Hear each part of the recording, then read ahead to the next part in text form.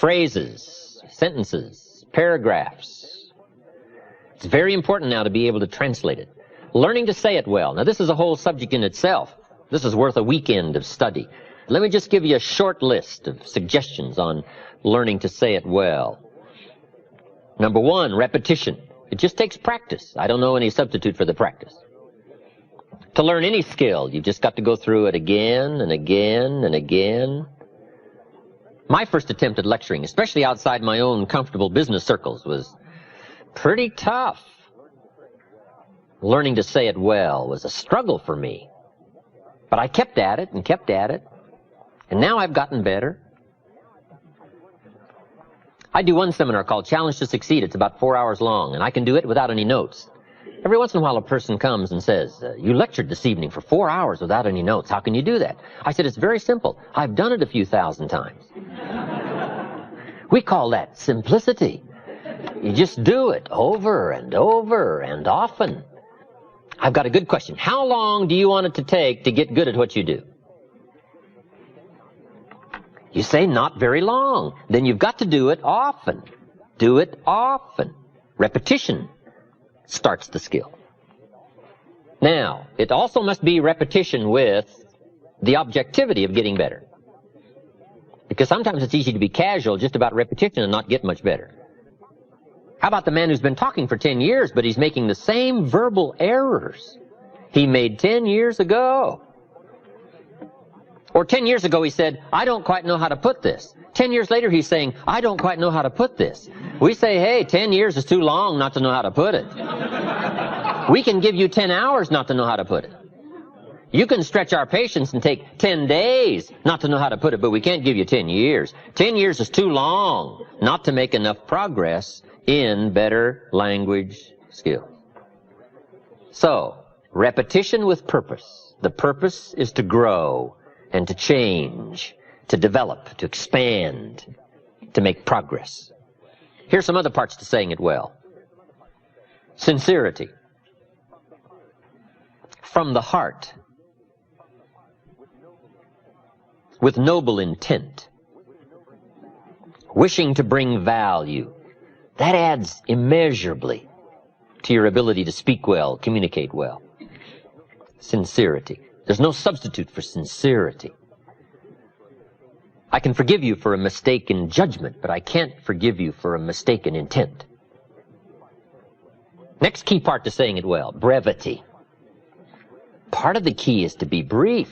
You can't linger too long, I've discovered in my lecturing and speaking around the world. You can't linger too long on any one point. Brevity.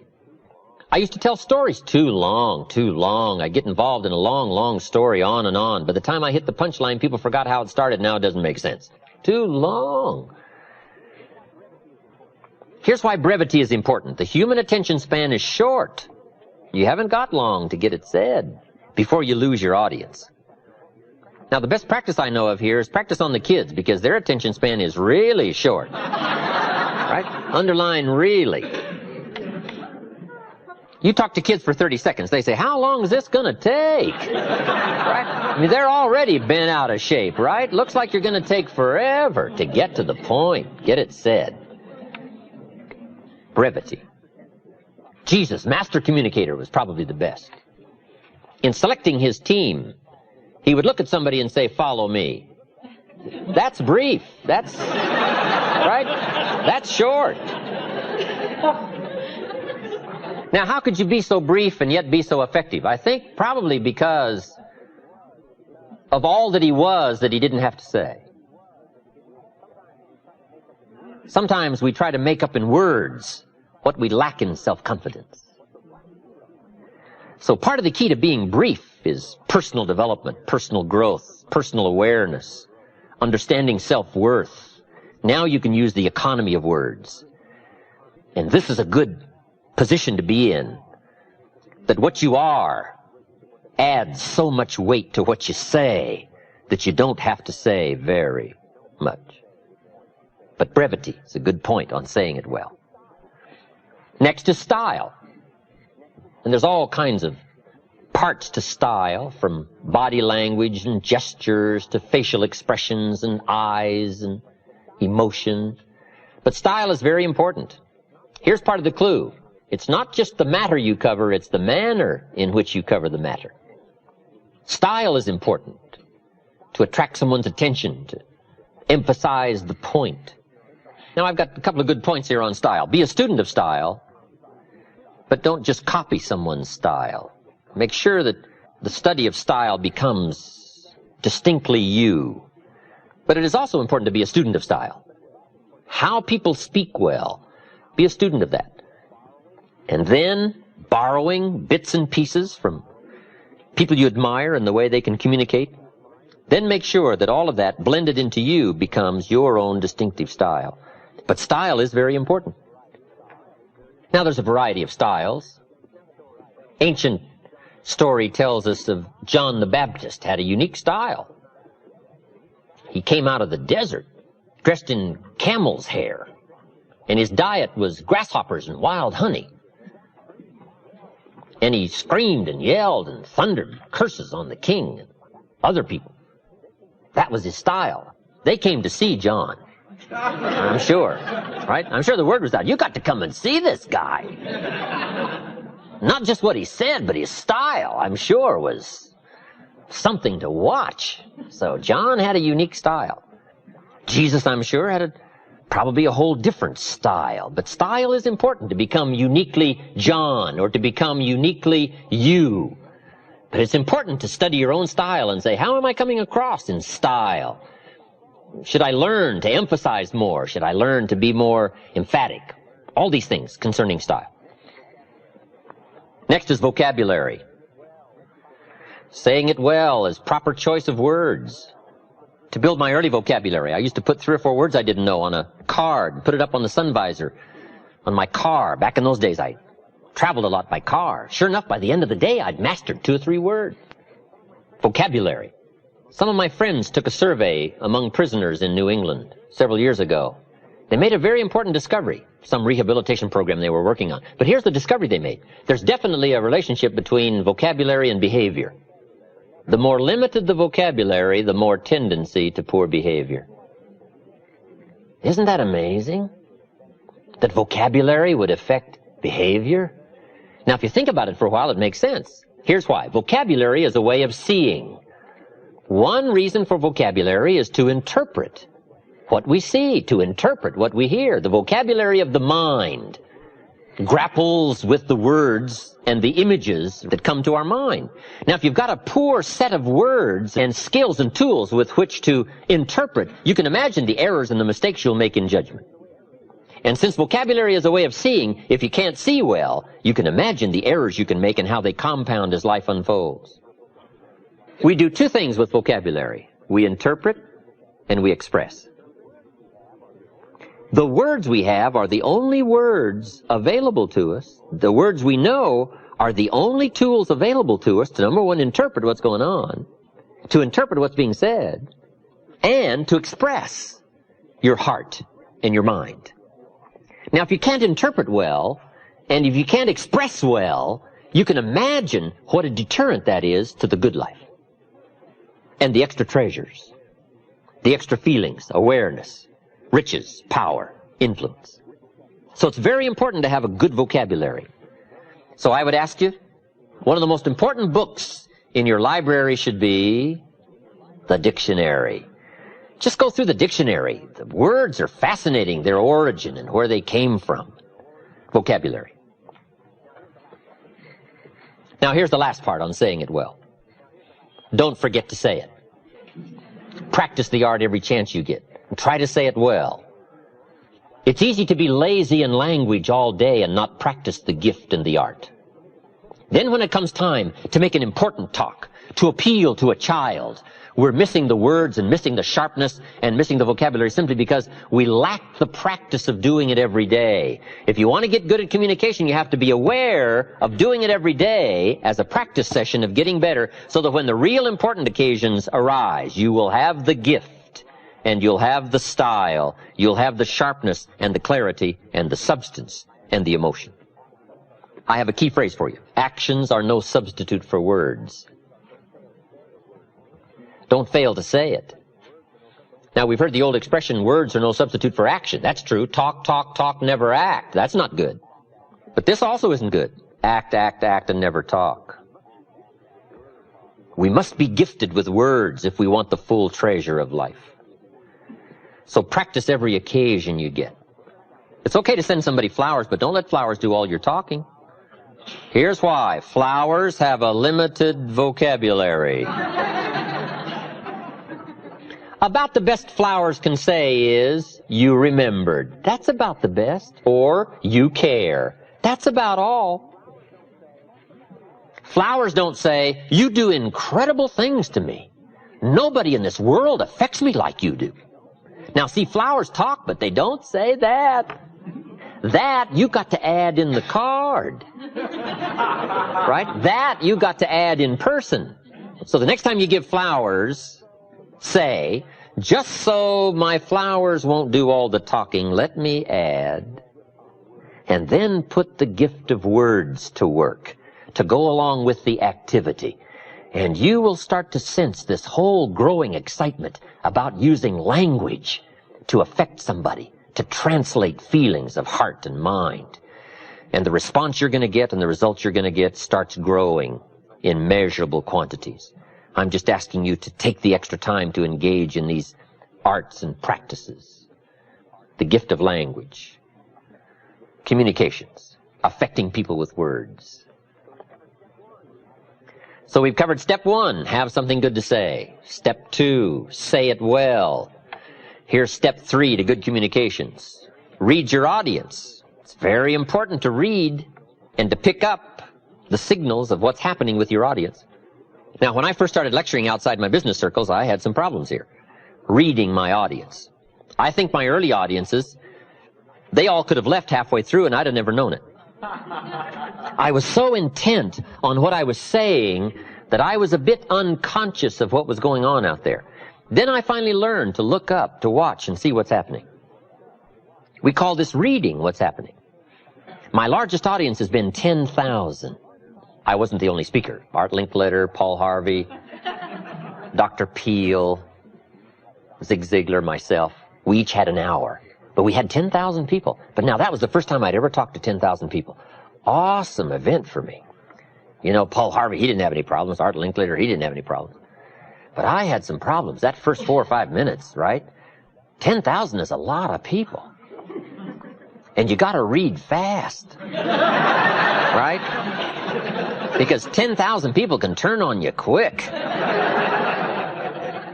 But learning to read, what's going on back there? What's happening? Now, it's also just as important to read a person, to read a child. If you want to be effective, you got to get the feedback. You've got to pick up the signals to know whether to be stronger or whether to ease off, whether to change stories, change words, change language. All of this comes by a good ability to read your audience. So let me give you some clues on reading. Number 1 is simply to listen. Part of reading is listening. You pick up a lot of clues as to what else to say, what all to say by being a good listener. From early times, I think we've learned to be a good speaker, you got to be a good listener. That's where you pick up the information, is to listen well, especially in a private conversation, a more informal conversation. Good listening habits. That's part of reading. Number 2, you got to read what you see. There's a good book called How to Read a Person Like a Book. It's a pretty good book by Nuremberg. And it's a study of body language. Now, you can't get too deeply involved in this, or you'll be so intent on reading body language that you may miss the point. But we can all, I think, use some help here. And now, some things are very obvious. You're talking to somebody and they've got their arms folded and their chin tucked down and they're frowning. That probably means, right, you got your work cut out for you. You got to reach deep into your bag of experiences and language, because this one isn't going to be easy. So some body language is fairly obvious. If you're talking to somebody and they're leaning toward the door, that probably means something, right? It means you're going to have to get with it. You're not going to have an audience long. So part of it is just being conscious, right? Body language, reading what you see. Now, kids are pretty easy to read because they don't even try to fake you out, right? You talk to kids and they're staring out the window. I mean, they don't mind showing their total unconcern. But now here's what's more challenging. In a polite society, sometimes body language can be deceiving. If somebody while you're talking looks at you and smiles, you got to make sure you don't misread that. Here's what we teach in leadership skills. Don't mistake courtesy for consent. In a polite society, we've learned sometimes to be courteous, but that doesn't mean we buy the story. With somebody being polite, smiling and nodding, you got to make sure you don't misread that and stop short of the full persuasion. Don't mistake kindness for acceptance. In a polite society, we've learned to be kind, but that doesn't mean we've accepted. So part of this is a little more subtle in reading in a polite society, whether or not somebody is buying your argument, if they're being persuaded by your presentation. So body language, picking up those signals. Now here's the one that's probably the most effective, but it's probably the most elusive. Reading the emotional signals. This is an area probably where the women have it over the men. Picking up the emotional signals. I think men can learn these skills, but I think women have a lot of this automatically. Men can learn it, but it's something we all have to learn. Emotional signals. Picking up the signals of whether to change your language, be sharper or to be softer, to go after a problem or to ease back and give it time to soak. Part of this is just picking up the feelings, picking up the emotions, being sensitive to the situation. This is not easy stuff. This is extra learning stuff, extra skills. But this is called summit learning, for those extra measures of rewards that come from communicating by learning these extra skills. So third, very important to read your audience. How are you coming across? What is the effect? From a child to an auditorium full of people. Reading. Here's the fourth step to good communication. Number one, have something good to say. Number two, say it well. Number three, read your audience. Number four, intensity. Here now starts the power of what we say. Part of the strength of what we say is the words we choose. The greater part of the strength of what we say is the emotions that are loaded into the words.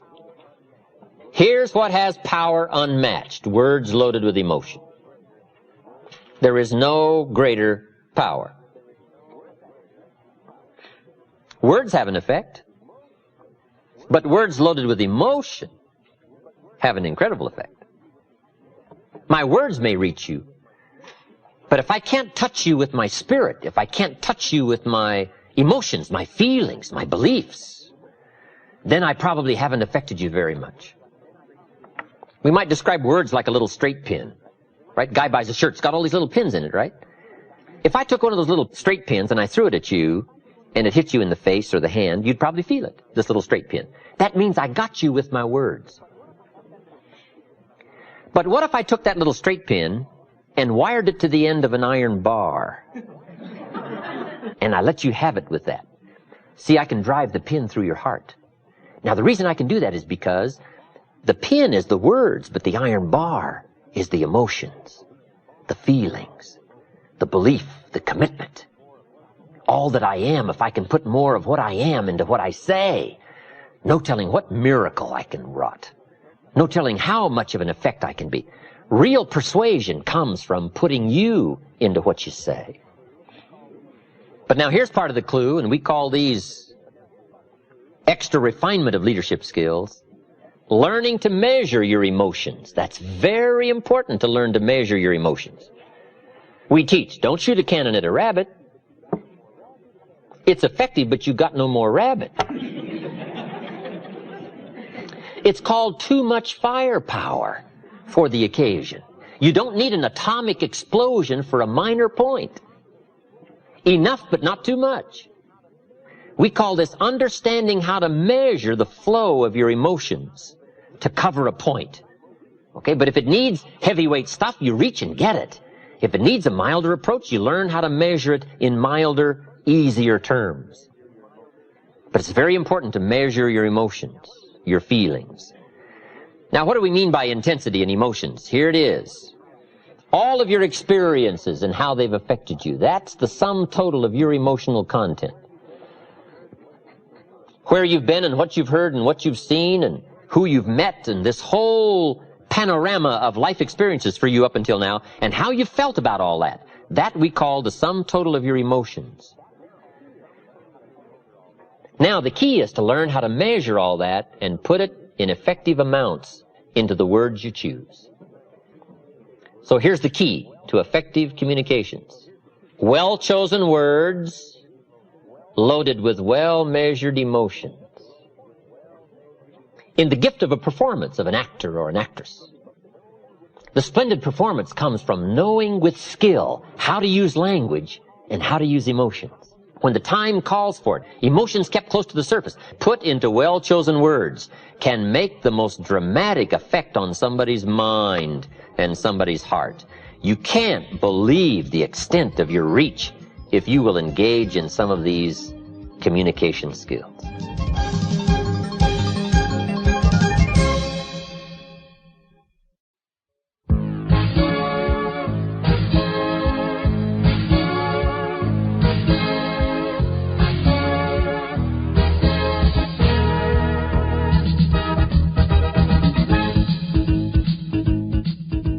Here's the clue to really affecting people. Start with where they are before you try to take them to where you want them to go.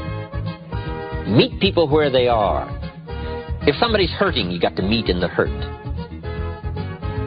If somebody's in trouble, you got to start with the trouble.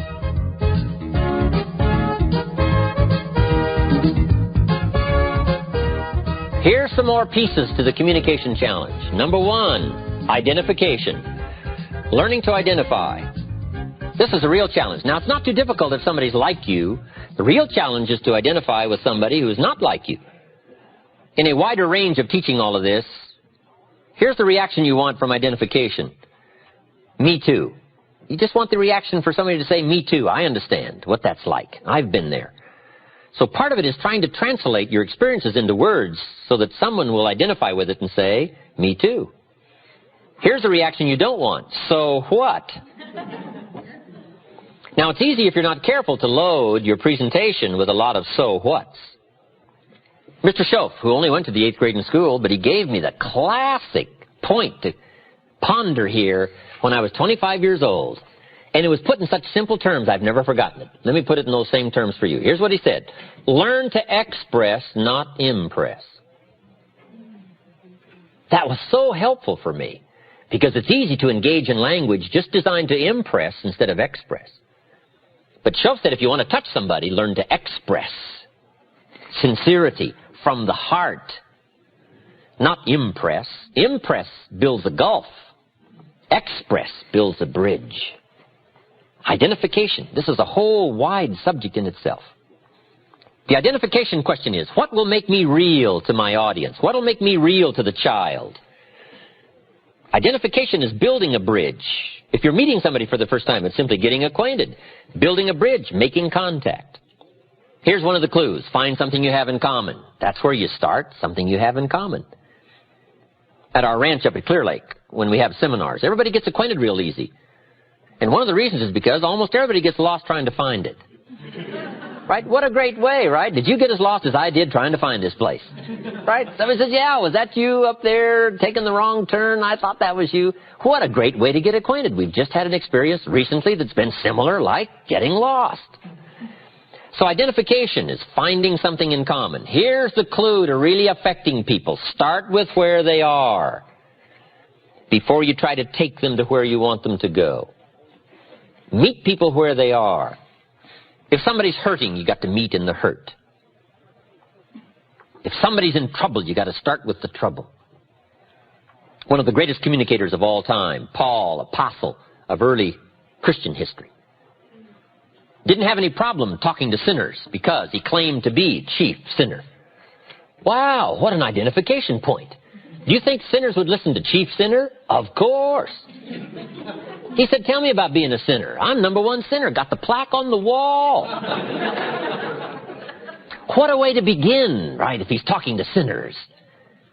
The key is to start where somebody is. If they're in trouble, you got to start with trouble. You can't talk success if somebody's in trouble. You got to start, first of all, talking trouble. Now, if you've never been in trouble, you got a problem. So, I suggest here that you get in a little trouble. So you know how to talk trouble. Right? Get arrested for something.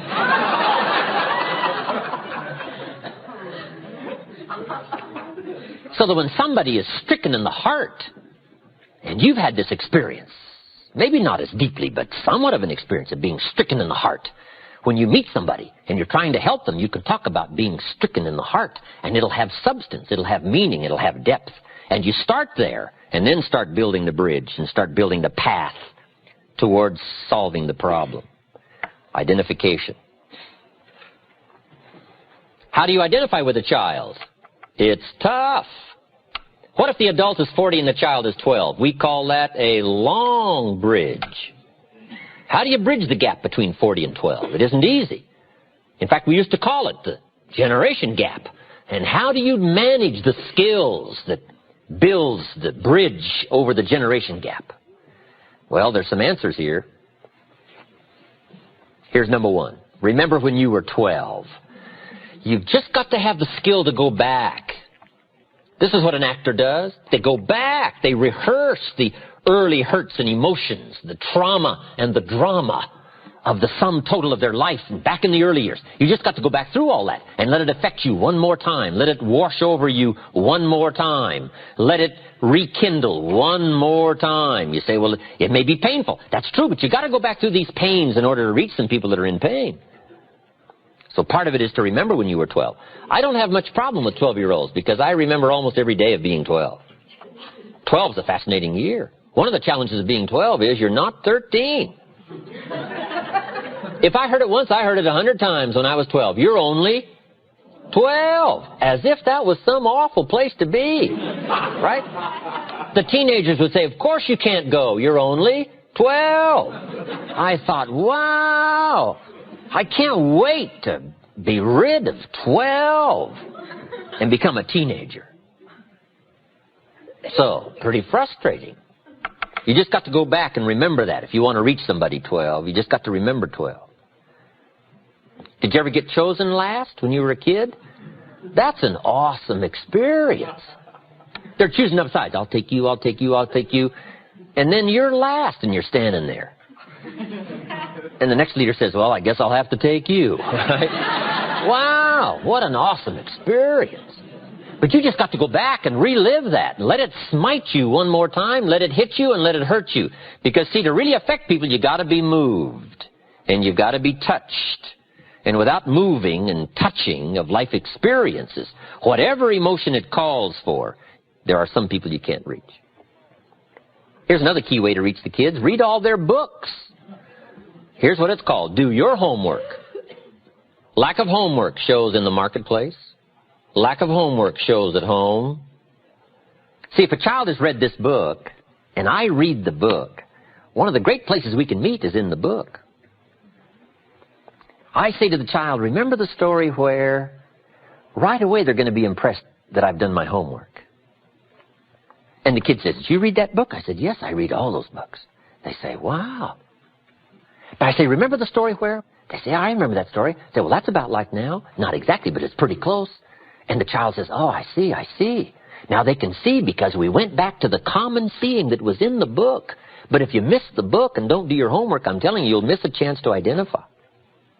Here's the big challenge, identifying with somebody who's not like you in color or religion or circumstance. How do the successful reach and touch somebody who isn't successful? Well, first of all, they've got to talk about their struggle, not their success. Let me give you the clue to good identification. Your struggle will more often identify than your success. If you've got an hour to talk and you spend 59 minutes on your success story, we call that building a gulf, not a bridge. You've got to spend most of the time on your struggle, most of the time on your fears, most of the time on your apprehensions, most of the time you hesitated, most of the time you were about to give it up. You've got to spend some time on that. That's called identification and building a bridge. Then take them by the hand and then show them your success when it has meaning because it came from struggle, it came from decision, and it came maybe from heartbreak, and it came maybe from the same position the person finds themselves in that you're talking to. Identification. What makes you real? That's so important. Part of identification is proper word choice. Jesus said to his disciples one day, today I'm going to teach you how to fish. What an important choice of words, fish. Who is he talking to? Fishermen. We call that brilliant. He didn't say, I'm going to teach you how to recruit. No, what do they know from recruit? These fishermen don't know recruit. And if you keep insisting on saying recruit to fishermen, we call you naive. You got to change your vocabulary. He said, I now wish to teach you how to become fishermen. Now, see, they understood that language. He said winning people is a lot like fishing. Now, see, they understood that story. If it's like fishing, we can figure it out. Here's the next clue to identification. Beware of using inside lingo on the outside world. Sometimes inside, some little catchy phrases become comfortable, but outside they become strange. The man said to me, we've got to get into the Word. We've got to spend more time in the Word. I thought, how small would you have to be?